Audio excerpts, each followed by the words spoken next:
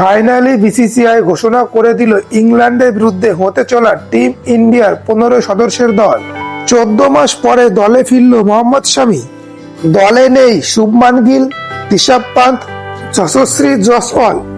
Vice captain করা হয়েছে অক্ষর প্যাটেলকে।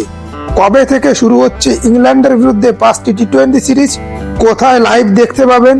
মোহাম্মদ শামিকে ছাড়া স্কটে আর কি বড় চমক রয়েছে জানতে ভিডিওটি শেষ পর্যন্ত দেখুন।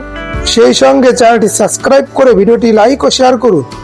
বন্ধুরা, ইংল্যান্ডের বিরুদ্ধে প্রথম টি20 ম্যাচটি হবে 22শে জানুয়ারি ইডেন গার্ডেনে। দ্বিতীয় টি20 ম্যাচটি হবে 25শে জানুয়ারি চেন্নাইয়ে। তৃতীয় টি20 ম্যাচটি হবে 28শে জানুয়ারি রাজকোটে। চতুর্থ টি20 ম্যাচটি হবে 31শে জানুয়ারি পুনে এবং পঞ্চম টি20 ম্যাচটি হবে 2 ফেব্রুয়ারি মুম্বাইয়ে। সমস্ত ম্যাচগুলি লাইভ স্ট্রিমিং হবে স্টার স্পোর্টস নেটওয়ার্ক এবং ডিজনি প্লাস হটস্টারে সন্ধ্যা 6:30 টিম ইন্ডিয়ার 15 সদস্যের squad. Batsman Suryakumar Yadav captain, Abhishek Sharma, Tilak Varma, Rinku Singh. Wicket keeper Sanju Samson, Dhruv Jurel.